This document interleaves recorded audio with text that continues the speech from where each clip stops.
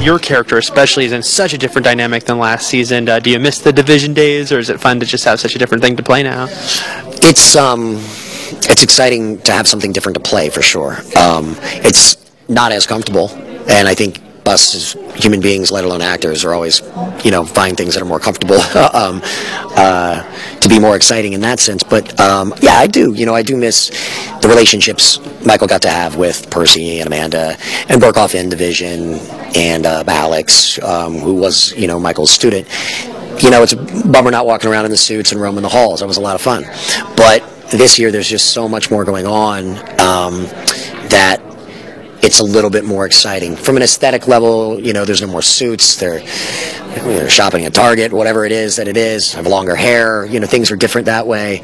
But it's also unique being on the run and not really having a base of operations. And when we do, something happens to that, and then we're consistently moving. So it's made it, all in all, a much more difficult season, but it doesn't mean I don't mean that in the slightest in a negative way. It's been exciting as hell, and even more surprising because of that.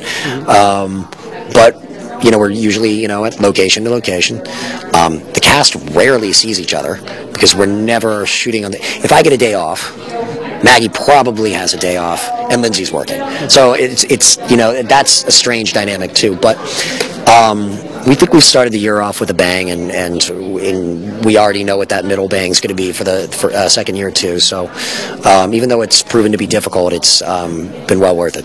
What's on the horizon? Because we've got you guys are out there. You want to take down Oversight. You've got your black box, but now Gogol seems to be rising as more of a presence on the show. Will that continue? Absolutely, and I think Gogol is really rising as a presence because of Alex's background and of what that could mean for that agency and what that can mean for Zetroff, and is huge. And as you've seen, and throughout season 1 and especially now season 2, is that they're very powerful, if not as powerful as Division. Now you have Oversight involved. They're included. It feels like in almost every episode or every other episode now, to a certain extent. And you get the CIA involved again with Ryan Fletcher's character. And there's a lot of cooks in the kitchen this year, whereas that they were just spoken about a little bit last year, and a surprise here, and and things like that. They're like full-on major characters this year. And you have Owen going around looking for the boxes wherever that might be.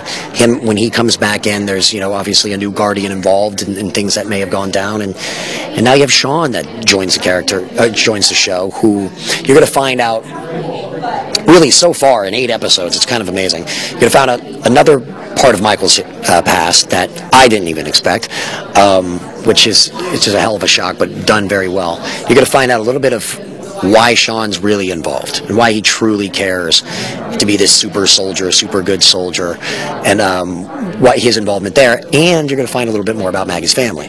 And this all happens in 8 episodes. So, and I don't think none of that's happened in the first 4 that have aired. So we got a lot going on. What could you say about this thing we're going to find out about Michael and how it sort of affects their relationship? My biggest worry was, how do you break them apart to an extent? How do you separate them a little bit in a believable way that can bring them back when they need to come back? You have to be very careful with those things. And I think the first thing that they added, which ends up being Michael's issue, which becomes their issue, was done very well.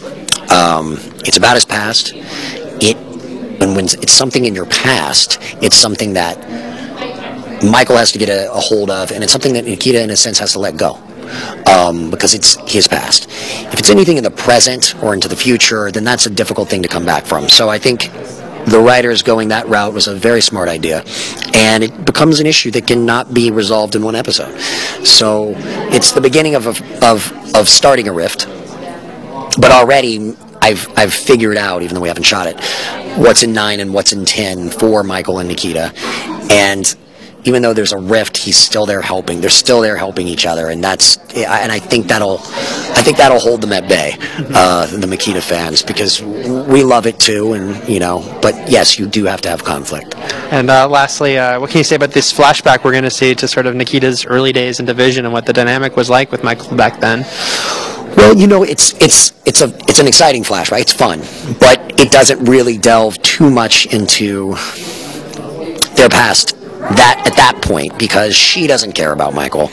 She's a brat recruit that just entered in, and it's more of just to show how she was originally, and Michael just kind of learning that he might want to help this person because he sees something in her that he hasn't seen in any of the other recruits.